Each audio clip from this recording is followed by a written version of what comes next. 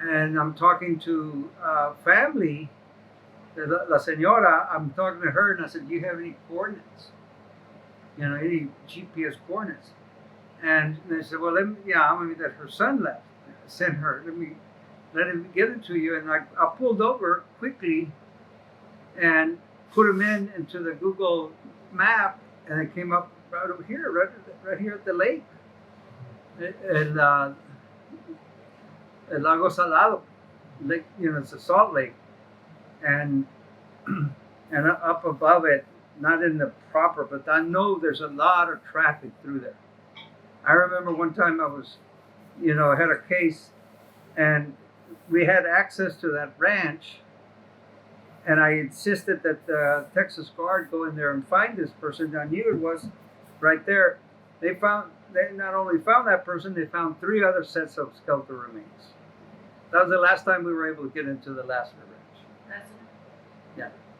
On the 214? Yeah. I don't know if Peggy's still alive. I don't know if you've heard. I was going to ask you. She had brain surgery. Oh, I don't know. But again, I mean, I called Border Patrol here in Falfurrias. The guy that answers, and he quickly remembers the name, and he says, "You're going to have to call the consulate." And when I get that, it's a dead signal that they found the person deceased. Okay, the information is they have a little bit of a legal issue of giving me information because we're just an NGO. We're not government. Okay, they can give it to the consulate because they're government. And I said, I don't care if I'm, whoever, you can vet us, you can do whatever you want. I mean, give us more information. And it's very hard to get extracted from it, but we're at this point where we can get that information from Border Patrol. And because they really don't want to bother. And in reality, the consulates tampoco tienen the resources. So here we are, small fledgling NGO here, trying to deal with the world's problem in terms of the missing. People going missing, and it's reverse. It seems like I'd rather would have had people thrown in detention center before COVID because the percentages were 80% in the detention center, 20% missing. After COVID, it's the opposite. 25% maybe had some contact with Border Patrol. The other 75% are missing. So after COVID, you say is 20% detention and... Yeah, I mean, the what we find, if already because of Title 42, so if you have somebody, especially Mexicano, and we get a call, and it's been 5 days or something like that he got lost, he's not in detention because within 2 or 3 days, or even within the same day, he would have been thrown back into Mexico. And they would have made contact already with the family. Oh. Okay? I mean, that's the nature of it. But the Salvadoreños or Guatemaltecos, well, they have to load up a plane. So they may be held for a while, but then they're flown back under Title 42. It's still in effect, and so for us, sometimes it is a guessing game. But we're trying to fine tune the process here now that Nora has come on, in terms of us setting. When she read their JP office, her systems are in place over there. It's harder to put them in here. We're working it. We're working it. Bringing our knowledge together. But I mean, 119 recoveries of skeletal remains last year here in Brooks County. Whole bodies and skeletal remains. You probably had 50. 42 of those. 42 of mine. 4 in one day. Recovery. June 23rd. 4 times in and out of the ranches. That was the most I've had in one day. And then, can you talk about that? Like how do you it's easy for going to the ranches because they know you already, you have that access, if you have to ask for permissions, are they really working with you? They're really against you? Because I don't know if they really talk about that. Texas does not have a medical examiner system. Correct. Okay, so there may be about 10 or 11 medical examiner offices around the state. She acts as a medical examiner, as a JP. She's got the authority to show up and decide, the cause of death and the time of death, and usually it's when they get there. And so she's actually acting as a quarter. And then this past year, 21, decided to actually, because everything shifted in terms of identification process to fingerprints. Everybody's that was being picked up over here either was in the system already, had previous deportations, so you had a really fast identification process, or if they had ID with them and then you confirm, you could still take pictures of their fingerprints, you get an official set of fingerprints and you still make the identification. 80, I would say 90 of the 119, at least 95 of those were We're able to send back to repatriation. Through fingerprints. Through fingerprints. We were able to send them back to the consulate and burying them back in their countries. Otherwise, we dealt with the medical examiner in Laredo, and that was a nightmare. It's been a nightmare. Yeah. They Yep. still have a lot of our deceased there. And if they have it because they just don't want to work with you? Well, it was under contract that the county was under contract when the center first got here. It was worse because the bodies were going to a mortuary in Mission, Texas, and they were not complying with state law for the unidentified. So for the unidentified, you must take a DNA sample and submit that in the proper Texas database, and then before you bury the body, and that was a process. Me dice, esta es la señora from Honduras. Hello. Bueno, ¿qué le puedo ayudar? So she's a lady that she wants a picture of her son. She wants the body shipped. She doesn't need Honduras. She really doesn't need Honduras because she wants the body sent to San Jose. She's in San Jose, California. So, because with her, the process is going to be different because it's already here. Well, she's not going to repatriate the body to Honduras. Okay. No way, shape or form does she want the body sent to Honduras. Él huyó de Honduras because her father, or his father, was under threat, and his brothers had already been killed by the gangs. So it's a little, you just don't try to put two and two together too much. We're trying to facilitate her, taking possession of the body and doing the proper services and stuff. So it's not we had problems with Amy and Laredo. She did her things her own way. Everybody had problems.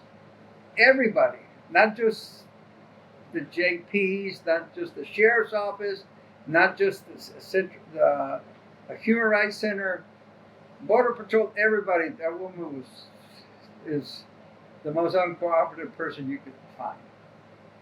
And it was just about racking up numbers. She's supposed to have retired, and the new ME that was hired by Laredo at $3,500 a day.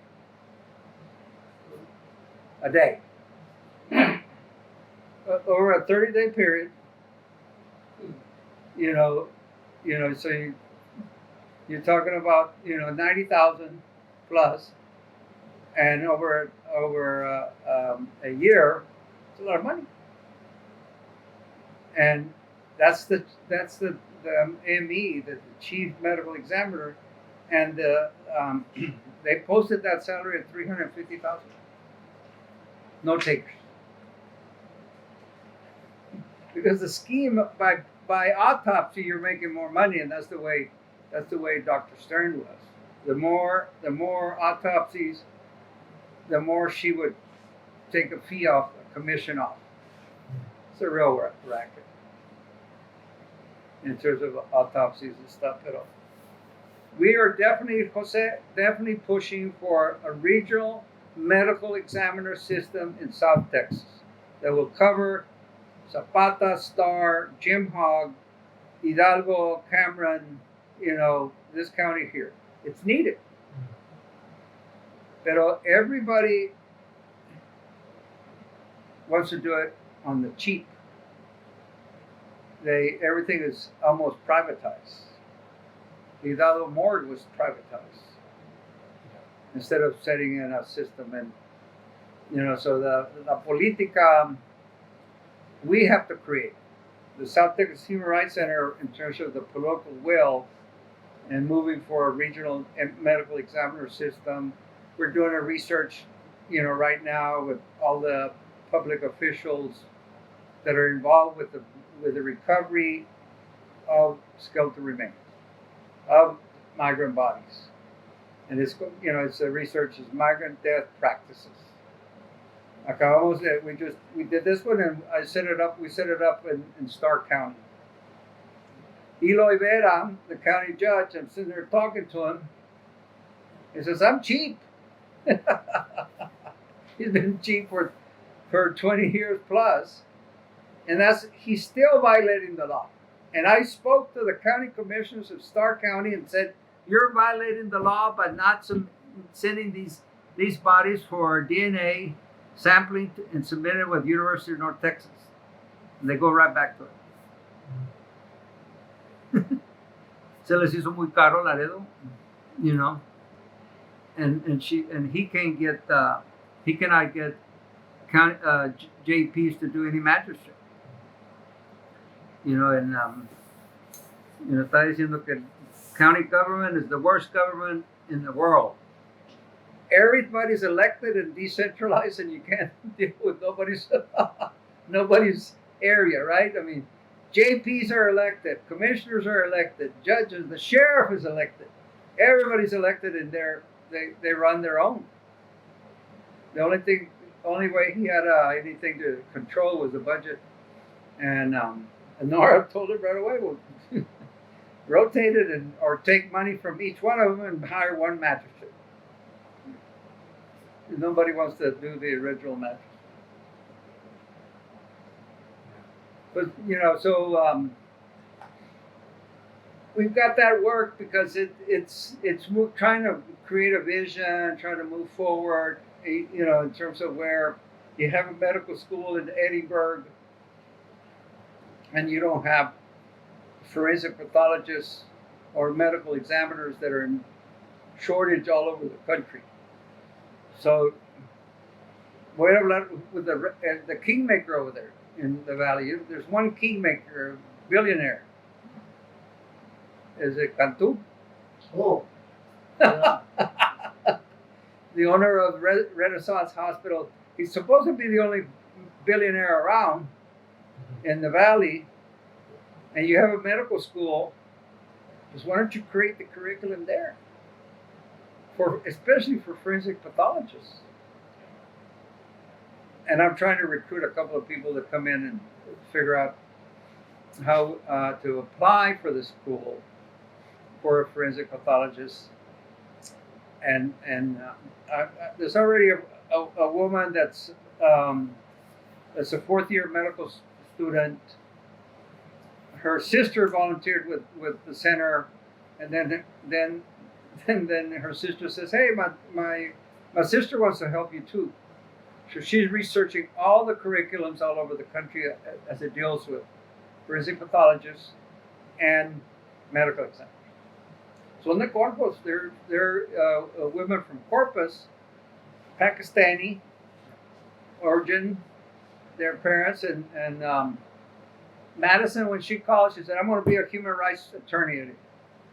human rights. She wants to do international human rights law, and they're apparently, I mean, they're pretty smart. They're both at Yale. Yeah. And then she tells me about her sister and says wants to help too. So I mean, I have yet to meet Madison because of all of COVID and everything. I have yet to meet her live. Oh, really? Yeah. But she's coming. Yeah. Well, Caitlin will be here, to help the medical student. See what we want to, and then the morgue there in Hidalgo, which is a state of the art, really is. There's space there. Use it as a satellite in the office morgue to building a super duper one in Corpus Christi, which can serve 5-6 counties in South Texas. It is an ME system, but it is very, very, very bad shape. Major disappointment with the Biden administration because there's processes that Trump had stopped and hindered or changes of rules. So that's the first thing that Biden should have done in reversing some of these things. Like, for instance, citizenship applications. They made a big deal of trying to stall that out and new tests y todo eso. No, put resources into it right away, and facilitate that whole process. People losing their work authorization. Whether you're DACA or whether you're TPS or whatever, and it expires, and Trump was dragging his feet. Why is Biden doing that? You need those work permits, and the repeal of 42 should have done it from the very beginning. In terms of it was just a pretext to keep people out. It had really no public health, benefits. And I remember Sister Norma, she didn't want to do the testing for people. She wanted Border Patrol to do it when they got at their headquarters, and then bring them over to her. But it didn't work that way. They wouldn't do it. I know the number 1 and number 2 guys right now. They worked over here. And Rick Ortiz runs all of Border Patrol. And he was the assistant chief over here. And Manny Padilla, who was section chief in Tucson, then became the sector chief over here. He was he's commander.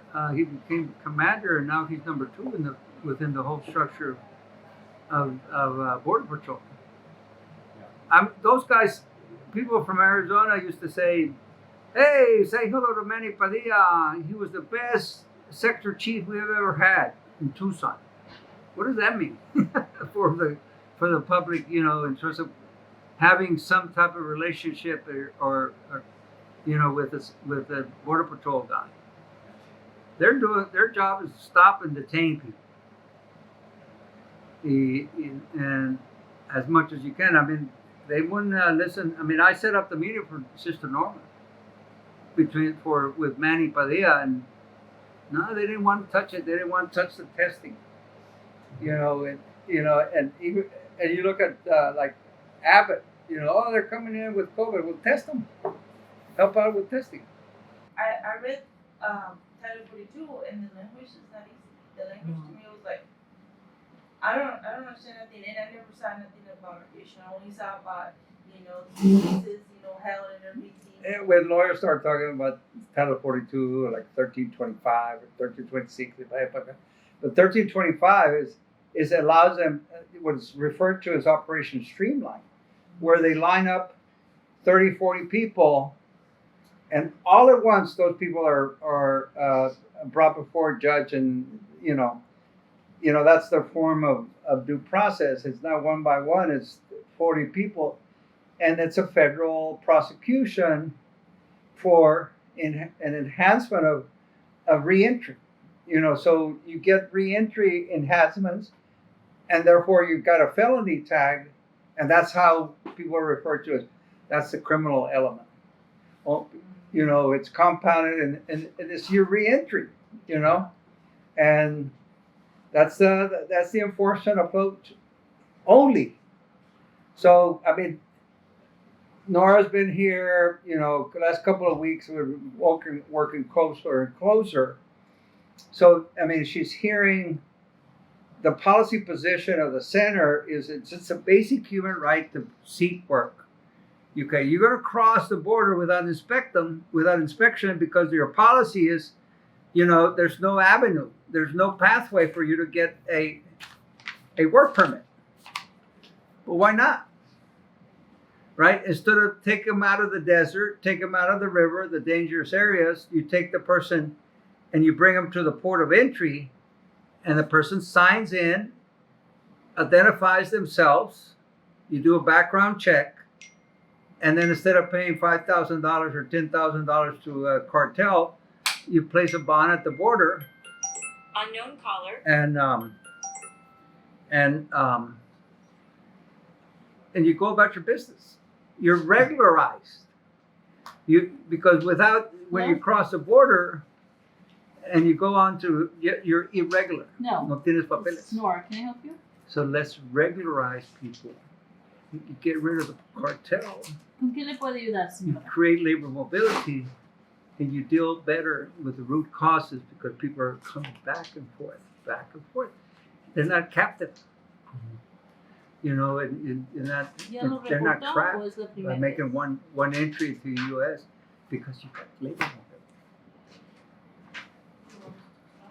Two people of color. The people that promoted it were mostly, you know, progressive Democrats. They were trying to get some activity going regarding some of the issues around the environment. I did not pick up one donation from there. Not one. It really surprised me. I mean, I passed out cards. You know, I knew, you know, where they could send the donations and stuff like that. And there was one guy, and I've been trying to reach him, that did come up to me and said, "See, I can help you. See, I'll try to help you." And he makes maps. And I love maps. I love map makers. Yeah, I mean, I kind of, so I called him, and he didn't call me back, but I know he was prepared. I need a map, a new map of the county. If he can look at, you know, there's a lot of satellites, gives you a lot of back roads, a lot of caliche roads and stuff. And I need one for the Big Bend area, so that we can figure out where to put water catch. Big Bend area is a major trafficking area. People are coming through there.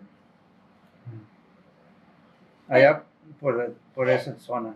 No, well, I've met with the sheriff over there in Hudson County, the border, and he seems to be very diligent about where to try to rescue people and stuff. I mean, it's a really large county, but al mismo tiempo, he will know where for us to put caches of water.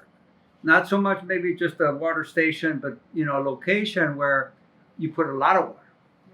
And you also, sort of the way that No More Deaths does it in Arizona. I mean, No More Deaths does buckets, and they put a lot of individual containers of water. We put gallons of water.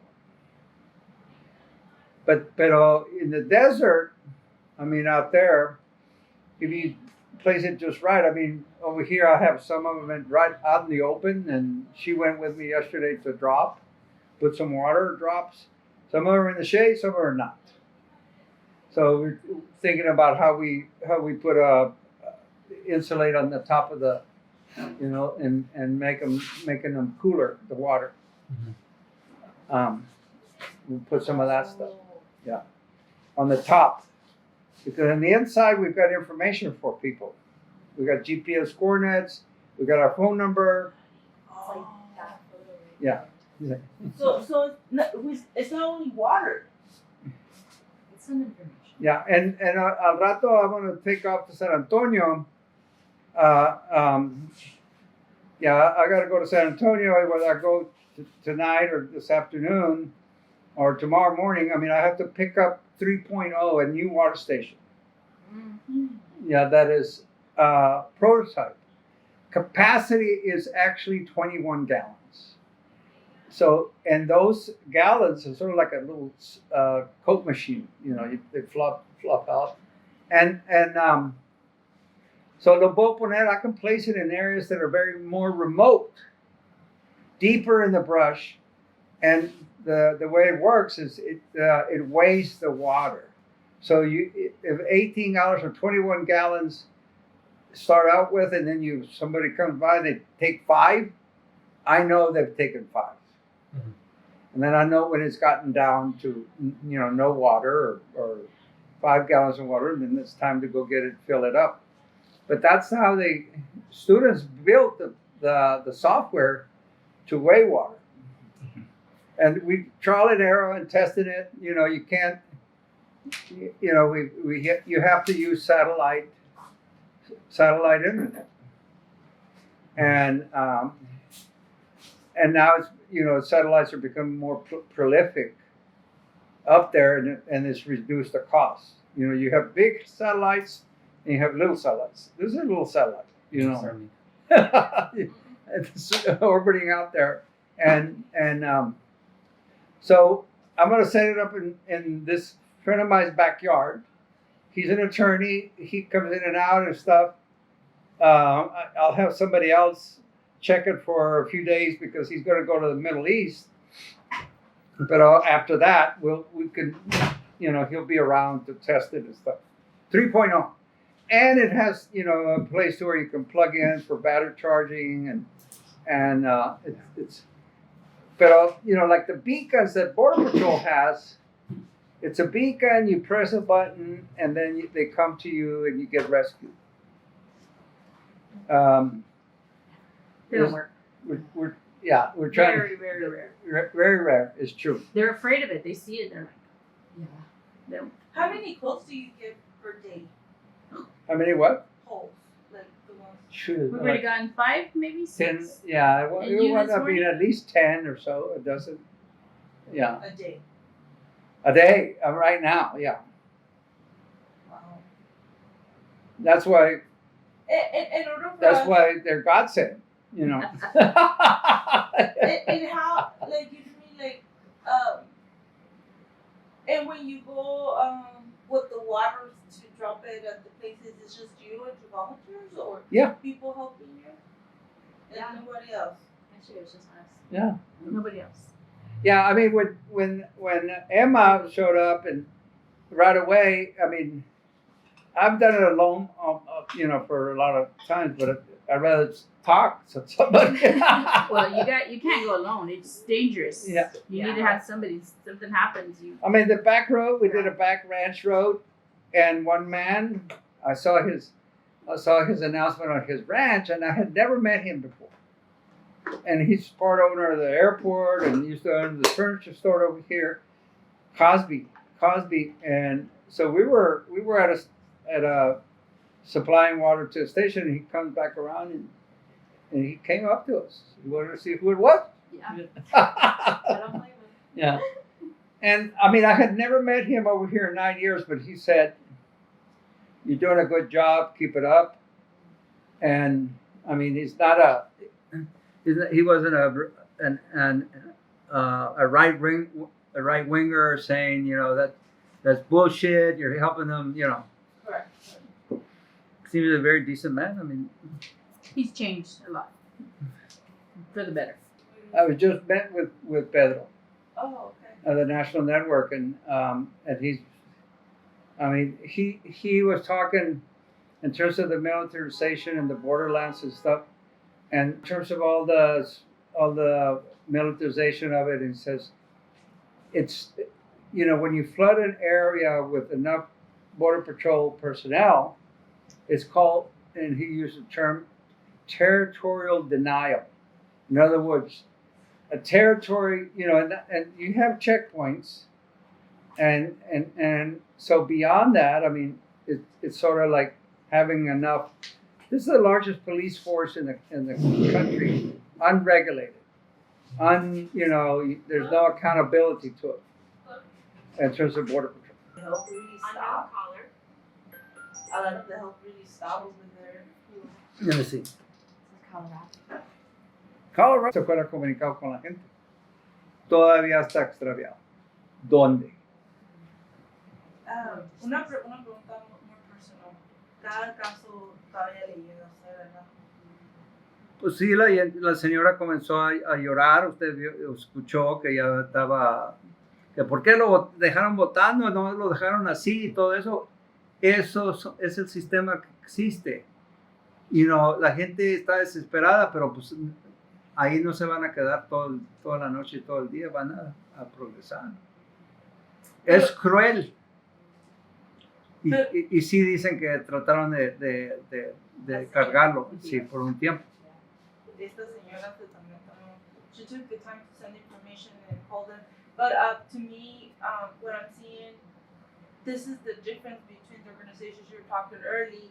They pay $300 per day, but you're doing this because as hard as it is, the difference between this small fledgling NGO organization is we're going to listen, and it comes down to that.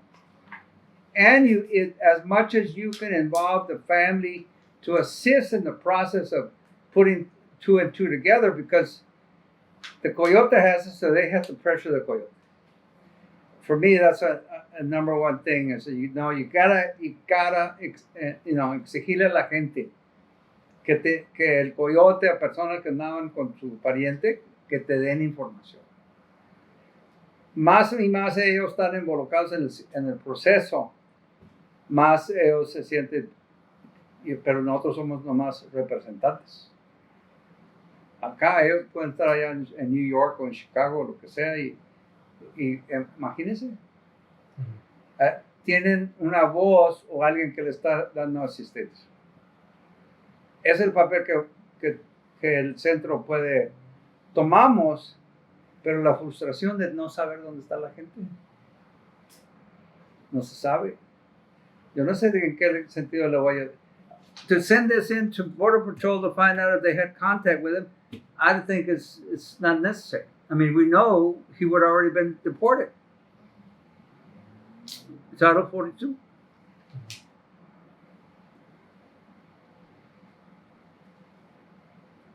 And then you say this started 9 years ago? What's that?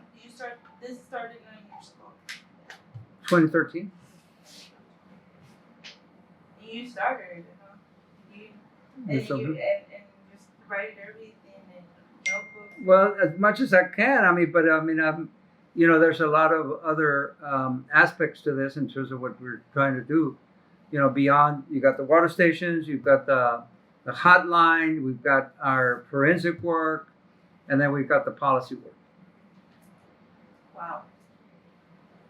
And then Nora's helping me a lot. I forgot your name, sorry. Oh, Emma. But Emma, but she's diving into it because that's her research or what she wants to study, and she said, I'm going to be in and out over here. She's going to learn the border. She's going to be a real border rat. The question is, how do you change the policy that's causing death? And it's something that how much labor is needed in this country, right? And I'm not talking about a bracero program or guest worker program. I'm talking about a person getting regularized. Instead of crossing the border without inspection and jumping the river, that person, regularize that person, identify that person, background check and everything, and give that person permission to enter the labor market as a regular worker. Policy has it that they want that worker undocumented so he can be more exploitable and more vulnerable. And you know, but what we have to overcome, and people understand that labor is needed, and immigrants are going to contribute to a robust and make the economy, you know, because there's all the labor that's out there, you know, that's needed. Nobody filling these jobs because nobody wants to work for $7.50, $7.25 an hour. An immigrant will work for $7.25. Somebody from Honduras or Guatemala that makes $7.25 in one day, if that much, it's going to make it over here, you know, and work the full hours or 10 hours, and he may get cheated overtime, but you know, so we need to look at how we regularize it and use the economic argument. And what do we have to overcome to use the economic argument? What do we have to overcome? Like, What we have to overcome is the racism and the hatred and the xenophobia that that the right, the white supremacist element, because they're fearful that we're going to replace them. The person of color, or they understand that the labor is needed, but they don't want that person to do it. They're not going to do the labor, but they don't even want anybody to do it. Border policy is based on the racial politic. You know, for keeping, you know, border patrol is as it's developed. Texas epitomizes a police state. Yeah. Okay, in terms of the question of immigrants, because I mean, you have the governor doing Lone Star on top of, you know, the fact that you have border patrol, you have militarized checkpoints.